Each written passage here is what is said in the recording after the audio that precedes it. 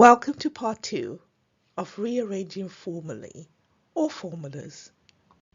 Let's review reverse operators. Reverse of plus is minus and minus is plus. The reverse of multiplication is division and division multiplication. And the reverse of square is square root and square root is square. Example 1. You may pause and have a go. I'll be using the balancing method to make B the subject of the formula. If you need to recap on balancing method, do watch our previous clips on solving linear equations using the balancing method. There are two ways I will show using the balancing method. I will call it Path A and Path B. Part A. Let's rewrite the equation.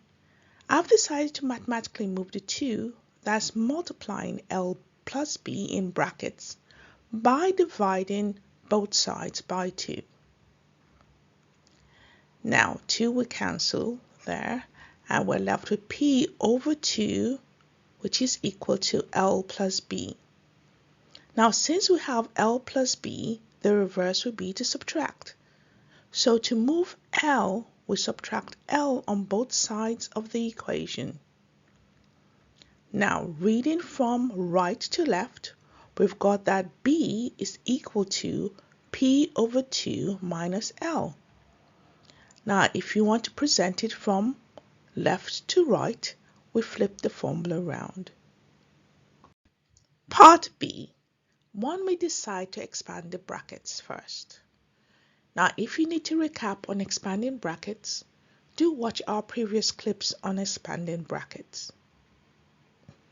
By expanding the expression on the right hand side of the formula, we are left with P equals to 2L plus 2B. Now to mathematically move the 2L, we subtract 2L on both sides of the equation. Now we're left with P minus 2L equals to 2B. To move the 2 from the B on the right hand side, we'll divide both sides by 2. Now, reading from right to left, we've got that B is equal to P minus 2L all over 2. To present it from left to right, we flip the formula around. Wait a minute, you might say. Both the answers don't look the same. In part B, I've got B is equals to P minus 2L all over 2. While part A is B is equals to P over 2 minus L. Let's look at part B's answer for a moment. Now, by dividing both of the term above by 2, we can simplify this further by having P over 2 minus L, which is the same as the answer in part A. Now this goes to show that the answer in part B is an identity to the answer in part A, which means they are the same but presented in a different way. Example 2. You may pause and have a go.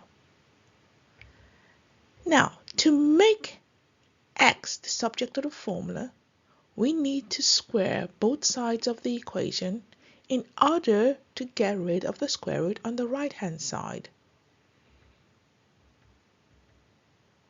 Now we're left with p squared equals to x times y.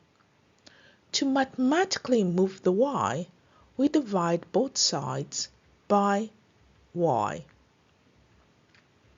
Now, reading from right to left, we've got our equation to be x equals to p squared over y. To present it from left to right, we flip the formula. Final example, example 3. We've got there the formula for the area of a circle. The aim is to make R the subject of the formula. You may pause and have a go. Now, to make r the subject of the formula, we'll first divide both sides by pi. Now we're left with a over pi equals to r squared. Now remember, the opposite of square is square root, so we're going to square root both sides of the equation.